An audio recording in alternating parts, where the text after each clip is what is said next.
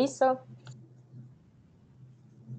Ok, listo. Primero que todo, muchas gracias por la asistencia y bienvenidos a todos. Mi nombre es Manuel Martínez. Yo soy Java Developer acá en la sede de Gap en Medellín. El día de hoy la idea es presentarles un overview de lo que es Spring Batch. Para la presentación tenemos como objetivo básicamente conocer en qué consiste el concepto de ETL, cómo trabajan las ETL y cómo participa Spring Batch en este proceso. Iniciamos con la frase del día. La frase del día dice así: quien tiene un proceso obtiene datos, quien obtiene datos puede transformar esos datos en información, quien tiene información eventualmente mejorará sus conocimientos y finalmente, hoy día el conocimiento es poder. Aquí viene una pregunta para ustedes: ¿poder para qué? ¿Qué creerían ustedes que se puede hacer con conocimiento? Tomar decisiones. Tomar decisiones, ¿qué más? Deducir comportamientos. Correcto. Predecir cosas, o hacer forecasting. Perfecto, si nos damos cuenta son muchas cosas las que se pueden hacer con conocimiento. Me tomé el atrevimiento de hacer un collage al que llamé Evolución del Poder, pero en realidad no es evolución del poder, sino diferentes representaciones de conocimientos que se adquirieron a través del tiempo, iniciando con el descubrimiento del fuego. El descubrimiento del fuego, más que permitir cocinar los alimentos o brindar luz, era una forma en que se espantaban los animales peligrosos. Digamos que de cierta forma eso le dio poder al hombre de poder sentirse seguro. Otro ejemplo es la creación de armas y herramientas. Con las armas se empezaron a someter a esos animales peligrosos, con las herramientas se pudo empezar a hacer cosas nuevas. Eventualmente esas armas hicieron que civilizaciones pelearan entre sí. Entonces la guerra también es otra de esas representaciones del poder. Cuando se dieron cuenta de que con la guerra podían conseguir y robarle los bienes a otros, pues demostraron su imponencia a través de ella. La aparición de la moneda, la capitalización como en sí, es otra representación de poder que incluso hoy día se maneja mucho. Hoy el que tiene plata prácticamente puede hacer lo que quiera. La era industrial, lo que considero el primer revés a los humanos, porque en un principio el ser humano empleaba toda su fuerza física y toda su productividad, pero cuando las máquinas salieron, pues ya la fuerza física del ser humano empezó a ser relegada en cierto sentido, ya la productividad de las máquinas era mejor, entonces nos tocó buscar otras formas de evolucionar. La aparición de las marcas, pues un ejemplo clásico es que si yo veo una Coca-Cola y una Big Cola en el mismo precio, pues yo prefiero comprar la Coca-Cola porque la identidad de la Coca-Cola me representa que va a ser un buen producto, que es sabroso, que todo el mundo lo conoce, todo el mundo lo maneja. La aparición de la tecnología, el segundo revés a los seres humanos, porque pues voy a ponerlo más en contexto. Al inicio el ser humano desempeñaba todas las labores, todo lo que era físico y todo lo que era creativo o que tenía que pensar. Después de la era industrial, ya algunas labores físicas y algunas labores productivas quedaron relegadas. Entonces digamos que nos quedó el hecho de pensar. Entonces ya nos dedicábamos a sacar nóminas, nos dedicábamos a cálculos matemáticos complejos, etcétera. Con el nacimiento de la tecnología, ese pensar o ese hacer mecánico también quedó relegado. Entonces nos vimos obligados a buscar nuevas formas y nuevas cosas que hacer.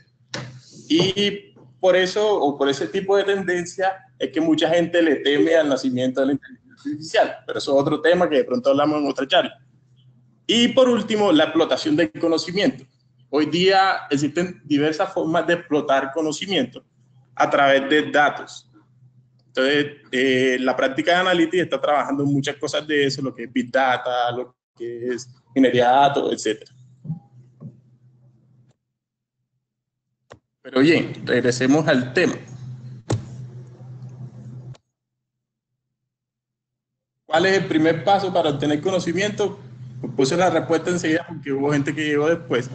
Pero el primer paso para obtener conocimiento es obtener datos. Creo que en eso todos estamos de acuerdo. Ahora sí, pregunta para usted, ¿dónde puedo conseguir esos datos? Pues puede ser, porque puede ser una entrevista, o puede ser en un libro, o puede ser en internet. Correcto. Yo puedo conseguir datos en cualquier parte. Tercera pregunta, ¿cuántos datos puedo conseguir? ¿Cierto? Depende de la capacidad de datos que analices. Correcto. Tantos como quiera. Y la última pregunta es, ¿por qué yo hice esa pregunta? Pero esa pregunta es para mí. ¿De verdad? Esa pregunta es porque vamos a hablar de ETLs y las ETLs trabajan con datos. Entonces, ¿qué es ETL? Traction, Transformation and Load. ETL es la combinación de tres conceptos independientes, pero se juntaron para armonizar ese proceso de obtener datos de unos orígenes y pasarlo a unos destinos. Comenzamos con la E, que es de extracción. Extracción se refiere al proceso de obtener los datos desde un origen, sea un archivo plano, sea una base de datos, sea un XML, sea un JSON, etc. Pero además en ese proceso yo tengo que asegurarme de la calidad de los datos. Para asegurarme de la calidad de los datos, ¿qué tengo que tener en cuenta? Tipos de datos, tamaños de datos, formatos, listas de valores, dependencias entre esos datos, entre otros. ¿Preguntas hasta aquí?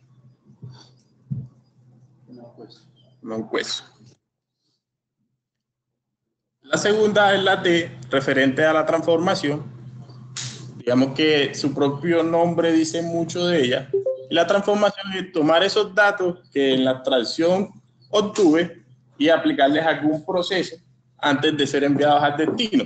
¿Qué tipos de procesos podemos aplicar? Por ejemplo, truncar datos, ¿no? Que yo tengo una columna de 100 caracteres, pero mi destino solamente permite 60. Entonces yo trunco esos datos hasta que tenga 60 de esos 100 caracteres y los paso. O que la fecha vino en formato año, mes, día, y yo la necesito en formato día, mes, año. A través del proceso de transformación yo hago un parse de esa fecha al formato que necesito en el destino. Vale. O sea que en este proceso, o sea, en esta etapa es donde se hace el refinamiento de los datos. En esa etapa es donde se hace el refinamiento de los datos. Beautiful words. Y finalmente el proceso de carga, que va ligado a la L de load. El proceso de carga es tomar esos datos cargados, transformados y ponerlos en un destino. Ese destino, al igual que los orígenes, puede ser diverso. Puede ser una base de datos, puede ser un archivo de texto, puede ser un XML, un JSON, o lo que se le ocurra, pero dentro del marco de lo permitido. Tampoco es que le demos rienda suelta a la mente. Pues sí. No se escucha clarísimo. La parte de la extracción siempre debe estar sin normalización, o sea, que es donde ya en la transformación yo defino esas reglas que requiero para el negocio. No necesariamente, eso depende del sistema que te provea esos datos que van a ser parte de la transformación. Si ya están todos transformados, la redundancia, pues tú solamente los provees así y te ahorras un paso en lo de ETL. Cabe resaltar que el paso de transformación no es obligatorio. El paso de transformación es solo si es necesario, si yo necesito transformar. Pero usualmente cuando uno mueve grandes cantidades de datos, evita tener ese tipo de responsabilidades. ¿Por qué? Porque eso reduce los tiempos de respuesta. Pero sí se ve mucho también.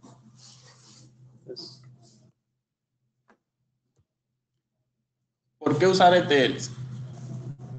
Okay, comenzamos con un ejemplo. Si yo tengo 10 registros, es muy sencillo para mí leer esos 10 registros y procesarlos. Pero ¿qué pasa cuando tengo más de 1 millón? Seguramente mis tiempos de respuesta disminuyen. El tiempo que el proceso demora es muy amplio. ¿Qué otra cosa me proveen las ETL? Con una ETL yo tengo muchas formas simples de conectarme a muchos orígenes y destinos. Ya eso está predefinido y es solamente parametrizar y listo. Sale para pintura, ya él sabe cómo conectarse a esos orígenes y esos destinos. Las ETL generalmente, no es necesario ni es regla de oro, generalmente trabajan ligadas a aplicaciones de escritorio.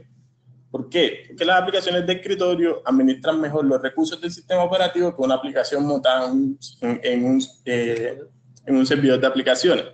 El servidor de aplicaciones, recordemos que está tomando parte de las características del sistema operativo y las provee a la aplicación. Eso quiere decir que no las toma todas. Entonces, si la aplicación está montada directamente en el sistema operativo, la posibilidad de que acceda a esos recursos es más amplia. Eso no quiere decir que sea obligatorio que trabajen en aplicaciones de escritorio. No puede montar una ETL y lanzarla desde un servidor de aplicaciones y todo va a funcionar perfectamente, pero los recursos que le proveemos a esa ETL van a ser menos que los que proveemos desde una aplicación de escritorio. Y es fácil de usar. Las ETL siempre son sencillas de usar porque todo trata de ser parametrizable. Ya hubo gurús que se inspiraron en inventarse formas de hacer que eso fuera sencillo para nosotros. ¿Cuándo puedo usar ETL? Tenemos aquí varios ejemplos. Un archivo plano, una base de datos. Una base de datos, un archivo plano. Un XML, un archivo plano. Un XML a base de datos a base de datos.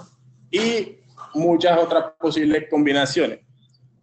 Con esa última referencia me gustaría aclarar que no es... Okay, hay excepciones a la regla. Hay veces que uno dice, listo, yo veo que esta herramienta funciona bien, yo la puedo aplicar en este escenario y seguramente me va a funcionar bien. Y sí, funciona bien, pero no podemos hacer de la excepción la regla. ¿Qué quiere decir con eso? Que cuando el ingeniero de sistema o el ingeniero de software es muy arraigado a que cuando aprende algo nuevo lo ve como solución a todos los problemas. Entonces no podemos pretender que las ETL van a funcionar en todos los diversos problemas. Para, digamos que aclarar el panorama, traigo dos ejemplos reales. El primer ejemplo me pasó con un cliente. Tenían un proceso que el proceso se demoraba X cantidad de horas ejecutándose y necesitaban optimizarlo. El proceso estaba montado en una ETL. Entonces, me invitaron, me dijeron, no, necesitamos tu ayuda. Yo fui. Cuando llegué al cliente, me mostraron la ETL, yo revisé. Y yo le dije, me preguntaron, ¿cuánto tiempo te toma optimizarla? Yo le dije, en media hora lo tengo optimizado. Y se me rieron en la cara. ¿Cómo así que en media hora lo tienes optimizado? Si tú lo tienes optimizado en media hora, te invitamos a un almuerzo. Es más, si le reduces una hora de ejecución, te invitamos a un almuerzo donde tú quieras. Entonces yo le dije, ¿y si te lo bajo a menos de una hora? Si te lo dejo en menos de 5 minutos de ejecución, pues te invitamos a donde tú quieras ir. ¿Listo? Entonces en media hora vienen y solucionamos el problema. ¿Cuál era el problema? Tenían un nodo en la ETL que pasaba información de una tabla A una tabla B. Luego otro nodo que pasaba información de una tabla X a una tabla Y. Luego juntaban la información de la tabla B con la tabla Y la pasaban a una tabla Z. Y luego le aplicaban un IN a la información de la tabla Z con una información de una tabla C y obtenían el resultado. Otro nodo en donde borraban una tabla existente, la creaban de nuevo y luego hacían los inserts sobre la tabla final. Se esforzaron por hacerlo mal. Se esforzaron por hacerlo mal. Vivían del concepto de la ETL me permite pasar datos. Sí, las tablas movían cantidad de datos, pero no eran más que simplemente hacer un join entre las dos primeras tablas con un IN de la tercera. Y si lo querían con menos tiempo, hacían una operación de SSL para que creara la tabla que estaban borrando y creando cada vez. Y listo. El proceso se empezó a demorar menos de 1 minuto. Entonces terminé comiendo corral, la todoterreno, agrandada, sabroso.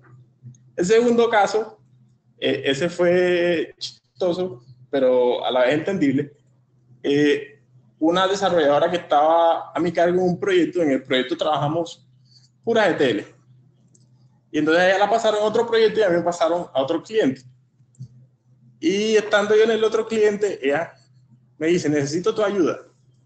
¿Cómo así que necesitas mi ayuda? No, sí, es que estoy trabajando, estoy intentando aplicar ETL aquí, no me funciona. Ok, qué estás trabajando. No sé si conocen qué es EDI, Electronic Data Interchange. Bueno, hay archivos en formato EDI. Los archivos son esos típicos de cabecera, y en la cabecera dice cuántos registros trae y cuántas secciones, y cada registro es diferente, y luego vienen N cantidad de registros iguales, después cambia. O sea, son como cambiantes. Son bien cambiantes. Y entonces, yo le dije, ¿cómo estás tratando de solucionar problemas? No, estoy aplicando aquí la ETL, pero date cuenta que no tienes un limitador, no tienes un divisor, estás aplicando siempre un tipo de registro diferente. ¿Por qué te fuiste por ETL? No, sí, porque en el proyecto anterior no sirvió. Sí, pero acá no necesariamente tenías que trabajar con ETL.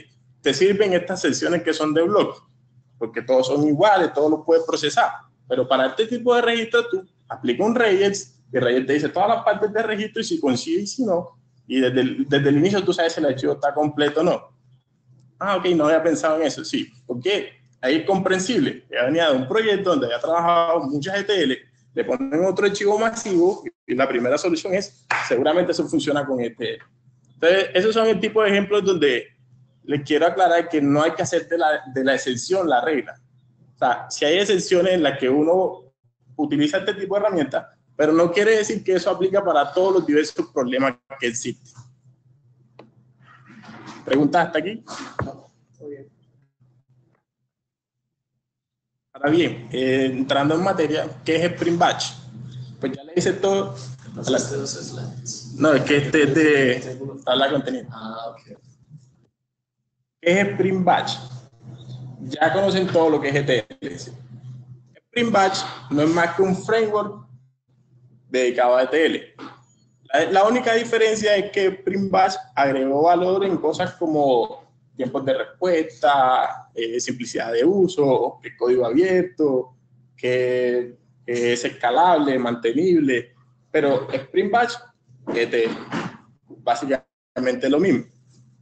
Y pues ustedes dirán, y solamente, porque ahí dice Spring Batch es un framework basado en Java. Y ustedes dirán, sí, pero yo no soy Java, yo soy Ruby, o yo soy C# o yo soy Python. Pues no se preocupen, en el caso en que quieran aprender Spring Batch, nosotros lo podemos trabajar por configuración sobre XML. Y XML sí, yo creo que todos podemos trabajar sobre XML. La presentación es muy corta, porque en realidad lo que pretendemos es extender una invitación. ¿Una invitación a qué? Se van a dictar unos workshops sobre Spring Batch y queremos gente que participe, pero no que participen de forma que nosotros decidamos el tema que ustedes van a aprender. Al contrario, lo que queremos es que ustedes decidan qué tipo de combinación o de proceso prefieren aprender.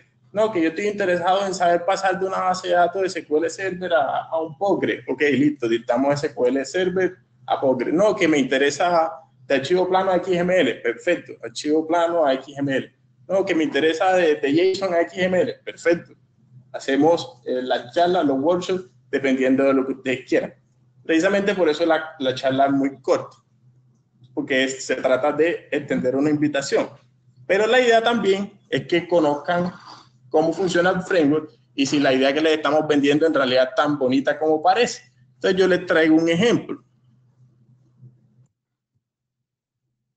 Y el ejemplo va acompañado de una pregunta. Yo tengo este archivo. El archivo tiene 20 columnas en horizontal y tiene 1.000.000 de registros en vertical. ¿Qué voy a hacer? Yo voy a tomar ese archivo y pasarlo a una base de datos en Postgre.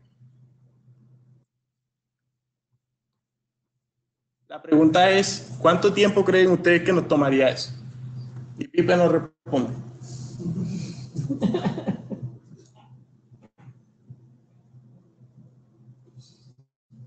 Eh, 1.000.000 de registros por 20 columnas.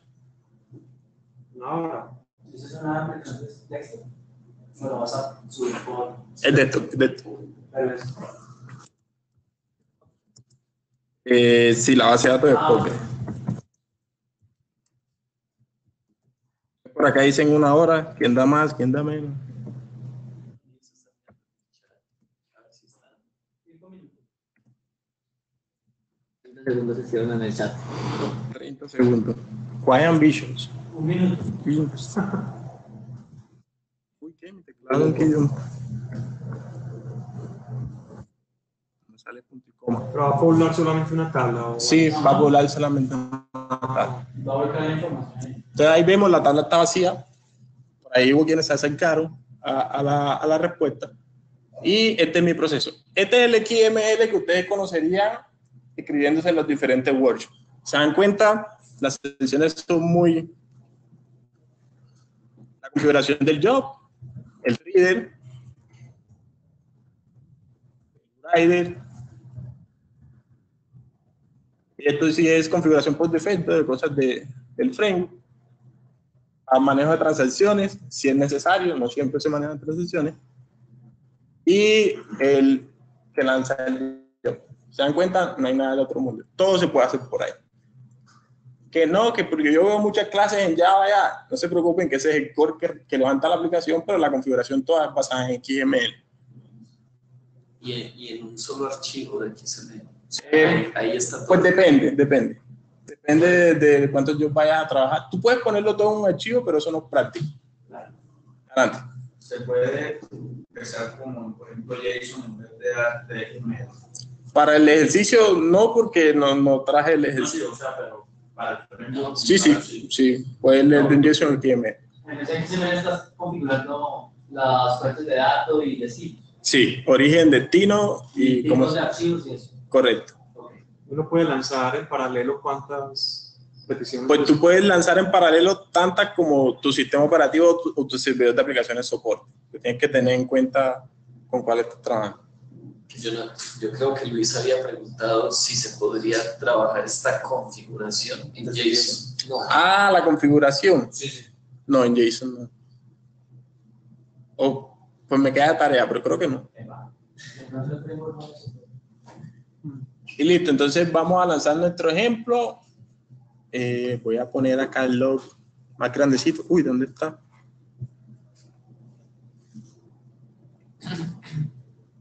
Y run. Ojalá no me pase como en la universidad. Que...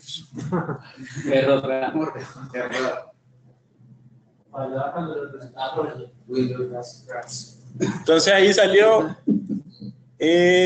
start y el tiempo de inicio. Uy, esto se pierde mucho. Acá. Start y tiempo de inicio.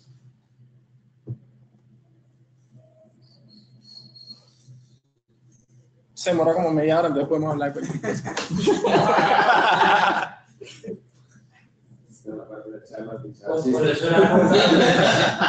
Esta es la parte de la charla donde se cuentan chistes. Mientras muchachos, les explico, no para que se paren ya, sino les explico, en la izquierda hay un sándwich italiano, no lo coja nadie, no lo hagan para que se lo dejen al vegetariano. No sé. Bueno, como poner eso no vino vegetariano. No me molesta, pero no lo sé. Además de que no vino ningún vegetariano. Ya lo que quiera. Se va a lograr.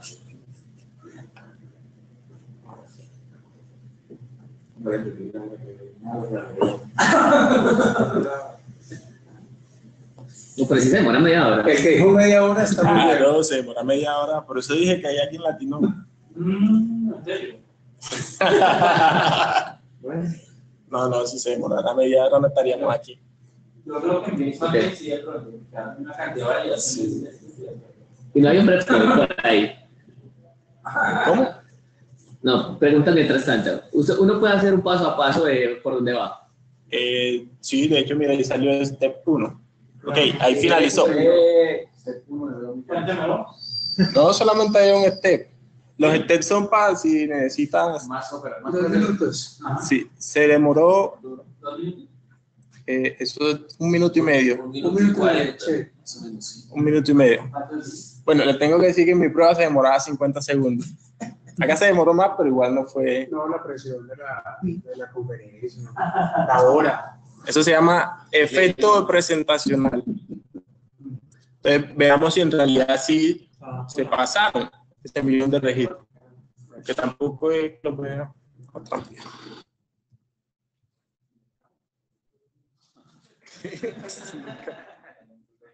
Uy. No sé, se cambió de idioma. Yo no tengo inglés instalado. Ya están los registros. Aquí es donde ustedes preguntan las preguntas que tengan. Que de mi lado eso fue todo en la presentación. Nuevamente les agradezco que hayan venido. En los próximos días estaremos enviando los diferentes workshops que podemos dictar para que escojan cuáles quieren conocer, cuáles quieren participar. Adelante. Cuando levanta cuando está haciendo la transformación y está insertando los datos, ¿hay alguna forma de hacer postprocesamiento en esos datos antes de insertarlos en las tablas? O sea, de insertarlos antes y aplicar algún tipo de lógica y luego sí, en la fase de transformación, sí, claro. Este es un ejemplo más sencillo. Sí, este es un ejemplo sencillo, pero sí. Pero sí hay. Sí. Ahí. En el ejemplo faltó la T, sí, yo dije en qué transformo. Sí, claro. Pero sí, claro. De hecho, tú puedes. Lo bonito de Spring es que Spring en todos sus componentes tiene intersección del ciclo de vida. Es decir, tú puedes conocer qué está pasando en cualquier parte del ciclo de vida de la ejecución. O sea, no necesariamente de la ejecución, sino del ciclo de vida. El ciclo de vida de la ejecución es...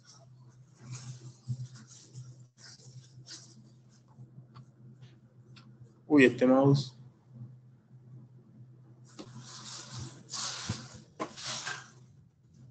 Funciona el chip F5 en la... Ok. El ciclo de vida de la ejecución es... en el origen, paso los datos empieza el proceso de extracción, finaliza el proceso de extracción, ya los datos están en cierto lado, empieza el proceso de transformación, finaliza el proceso de transformación, ya los datos están en cierto lado, empieza el proceso de carga, finaliza el proceso de carga y conozco el destino. Entonces, cada uno de esos puntos yo lo puedo interrumpir y obtener información de cualquiera de esos puntos. Puedo saber qué dato está pasando, por qué sitio, en qué momento, y por qué ahí, por qué no en otro, si pasó un error en un registro, yo puedo saltar registros que fallen, puedo decir si falla un registro, falla todo el archivo, o si el registro falla, pero el problema es tal columna, entonces transforma esta columna y luego así pasa para que el registro continúe.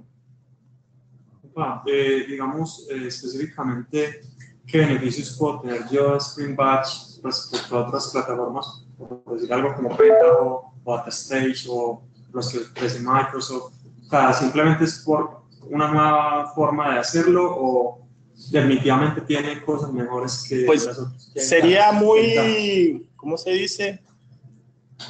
Muy lambón de mi parte si yo tratara de venderte la idea de que Spring es el mejor.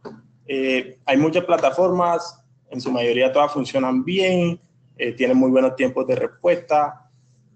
Yo diría que la ventaja acá sobre muchas, no sobre todas, porque hay otras que también tienen la misma posibilidad, es que es código abierto, que tú puedes modificar tanto la ejecución como su ciclo, que puedes extenderla tanto como le dices. Por ejemplo, se te pueden ocurrir ideas locas como, ok, yo tengo un socket que cada 15 milisegundos está escupiendo XML y yo necesito procesar esa información en batch. Yo voy a hacerme un plugin que sea para solamente conectarme a ese socket y que interprete el XML y que esa información la pase a un destino. Eso lo puedes hacer acá. En los otros sí, ya la mayoría son muy limitados, ¿no? Solamente manejamos archivo plano, base de datos, XML, base de datos, archivo plano, base de datos. Ese diría que sería un beneficio. ¿Este man levanta la mano? Sí, pero yo creo que ya abajo y luego hágalo. ¿Hasta qué parte o hasta qué es tan flexible la configuración? Me explico. En la configuración yo no necesito saber obviamente la parte de programación o el lenguaje en el que esté implementado. Ya escucho que se pueden en diferentes, pero bueno. ¿Hasta dónde es flexible eso y hasta dónde yo ya tengo que entrar a codear o a codificar este tipo de cosas? Ok, esa pregunta es interesante porque digamos que todo lo de plugabilidad ya está disponible, a menos de que yo quiera un plugin loco como el que hablamos ahora. Lo de validaciones, validaciones básicas de tipos, tamaños, formato, digamos que eso ya también está disponible. Transformaciones básicas como son truncados, como son cambios de fecha, como formato, también están disponibles y es solamente utilizarlas en el XML o en los diferentes XML que yo necesito. Pero cuando yo quiero ser más intrusivo en el proceso o más específico en algo, ahí sí ya me toca codificar. Entonces ya ahí sí hay que tener un conocimiento mínimo de Java, en realidad no tiene que ser complejo. ¿Por qué? Porque existe una interfaz que yo implemento, me pone unos métodos a disposición y yo solamente escribo el contenido de esos métodos. Pues yo puedo ser tan... yo puedo dividir ese código tanto como yo quiera o como mi mentalidad arquitectónica me lo diga, pero también puedo meter todo el código dentro del método para la función en específica que yo necesito. Ahí sí se necesita un conocimiento básico de Java. Ok, son dos preguntas, creo que están correlacionadas. Una puede ser obvia y es la primera, quiero saber qué pasa de inicio a fin en todo el proceso cuando tú le das run. Es decir, todas y cada una de las instancias que tienen el documento, que son 1.000.000, son extraídas en el proceso de extracción y luego cargadas en memoria, luego hace el proceso de transformación y luego hace depositar toda la información en el destino, o lo hace, esa es la segunda pregunta, instancia por instancia, y luego hace load. Ok, yo... Ok, batch. ¿Sí? ¿Alguna pregunta? Yo, aunque por el nombre batch, sí, pues, uno creería que son todas las instancias, pero igual. Yo, ok, voy a tratar de explicarlo no técnicamente, sino como para que sea claro el concepto de qué es lo que pasa. Añi, creo que deberían repetir la pregunta por si te... No, si se escucha. No, si se escucha, perfecto. ¿Qué pasa? Digamos que él hace un análisis de la disponibilidad que tienen recursos. Yo aquí en el sistema, por acá hay una...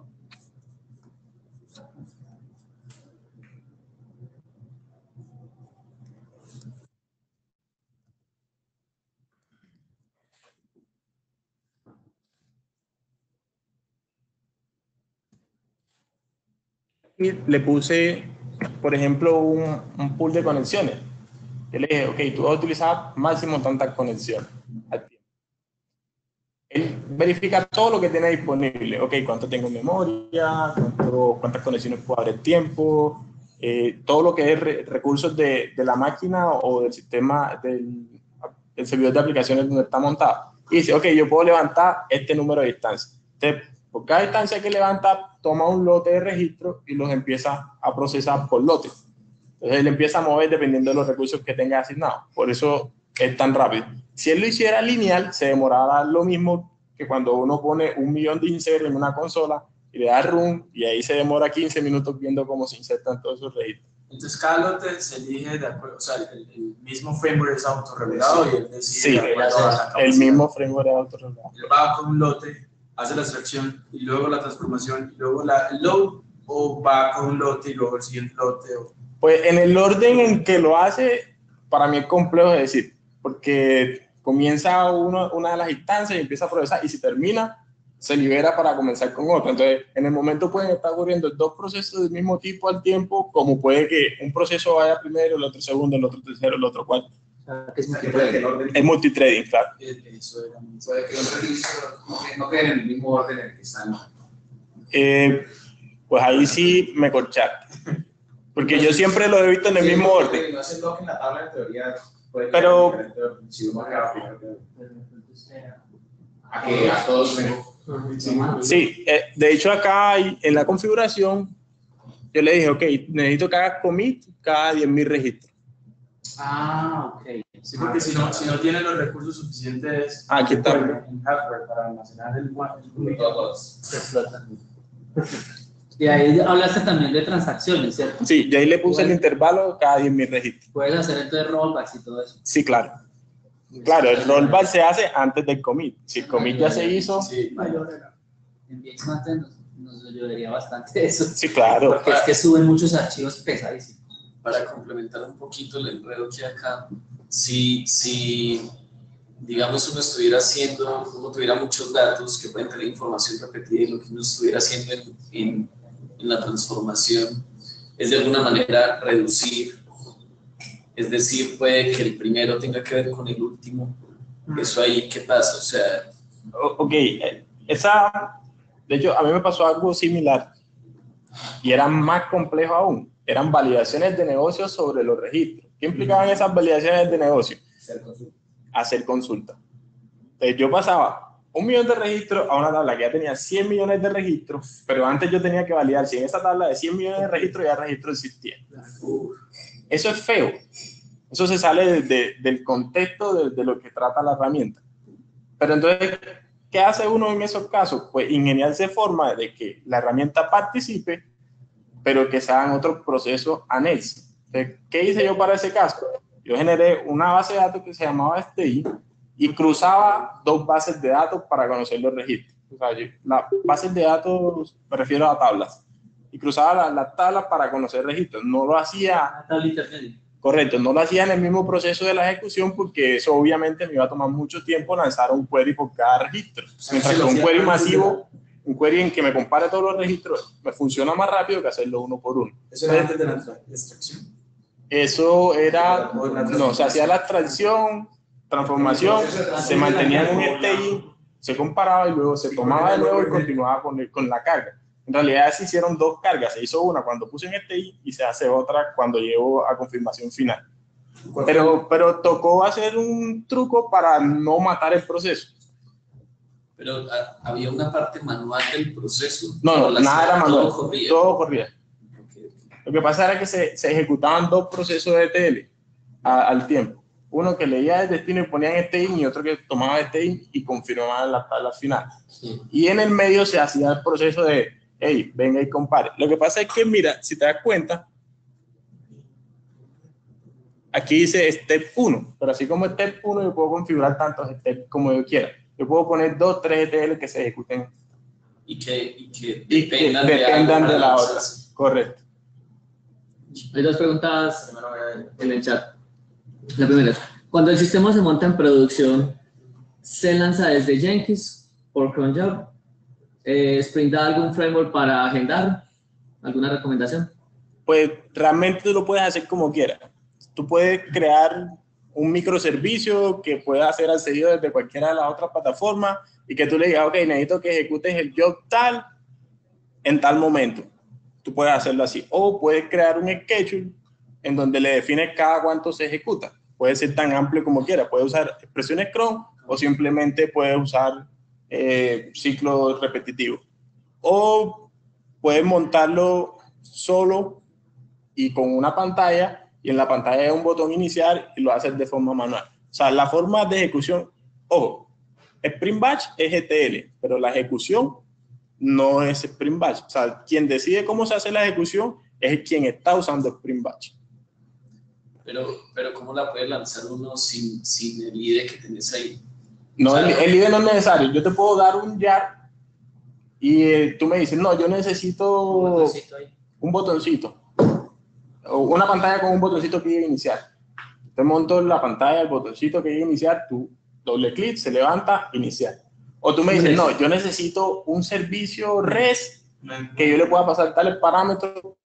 Entonces, listo, yo te paso ya, tú lo montas como un servicio en tu sistema operativo, él está ahí corriendo, cuando tú necesites iniciar desde tu aplicación en C#, tú le dices, ok, necesito que inicie la operación batch, él manda el request vía HTTP al microservicio que esté montado y el proceso inicia. O puedes agendarlo. ¿El jar solito sería integrable con sistemas de integración continua o siempre necesita de alguna otra capa encima para poder interactuar? No, el jar solo puede. Puede ser integrable. Que es el ejemplo que presenta acá. Cuando le da run a la aplicación, él inicia enseguida el servicio. O sea, tú dices como de integrarlo con Jenkins. Pues más o menos así está preguntando. O sea, si directamente lo que entrega esto ya es integrable. Sí, sí, claro. Hay otra pregunta y dice, Spring Batch puede configurar con conta por job como en Linux. Conta, ¿qué conta? No sé qué conta. Crontab. Ah, Crontab. Ok, pues... Sí, es lo que tú decías de los ciclos repetitivos, ¿no? Sí, claro. Hay muchas formas o muchas herramientas que se pueden utilizar para armar esos crontabs. Con término nuevo, la palabra del día me lo aprendí.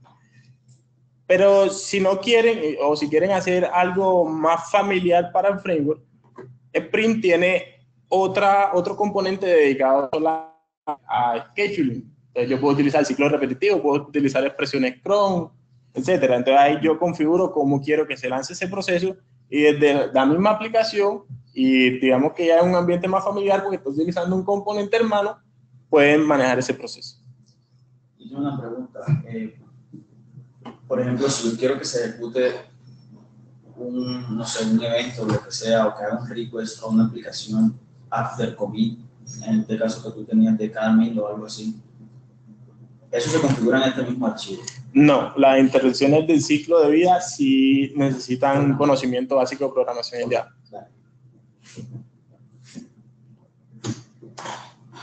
¿Listo? ¿Alguna otra pregunta en el chat? Hola, yo tengo una pregunta. Adelante. Bueno, yo tal vez experiencia creando, haciendo ETLs, no, pero una vez me tocó testear una aplicación. Entonces, la pregunta es como, ¿qué tan configurable es Spring? En el sentido, yo te voy a poner el ejemplo de esa aplicación que yo testeaba. Era una aplicación de .NET donde el usuario final era el que creaba sus propios ETLs. Había un archivo gigantesco con muchas columnas. Entonces, los desarrolladores crearon una interfaz donde el usuario podía cargar el archivo, elegir qué columnas del archivo CSV podía utilizar y creaba un ETL con X cantidad de columnas de ese archivo para una tabla, X cantidad de columnas del mismo archivo para otra tabla, y ahí mismo dentro de la aplicación él podía crear los schedules para que corrieran X día a tal hora, todo a través de una interfaz de usuario. Este Spring me permite hacer lo mismo, yo poder implementar tal vez una aplicación de frontend o algo más amigable para el usuario, para que un usuario que tal vez no tenga tanta experiencia pueda crear sus propios ETLs y jobs, por ejemplo. Sí puedes hacerlo, pero tienes que tener en cuenta que eso es bastante trabajo, porque tienes que diseñar la interfaz gráfica y tienes que agregar los componentes que necesitas para que todo ese trabajo sea posible. ¿Cuál es la ventaja? Correcto. Puede ser juego. Sí, es algo que crea de forma dinámica ese archivo de configuración. Sí, el archivo de configuración o programáticamente también se puede. Y tú puedes crear un archivo y levantar un contexto independiente de tu aplicación con sus propios recursos, etcétera. Que llamen jar. Llamar el jar, pero tendría que construir todo lo que está alrededor de esa idea que tienes. Sí es posible, pero es bastante trabajo. ¿Y no existe actualmente uno? Pues debe haber. Okay. No, lo que pasa es que a mí me gusta utilizarlo en su estado puro, entonces yo nunca he buscado herramientas así. Ya ni lo pensó. Bueno, ¿alguna otra pregunta? No. Muchas gracias. Gracias. Okay. Muchas gracias nuevamente por su asistencia. Gracias. Lo encuentro nuevamente. Gracias.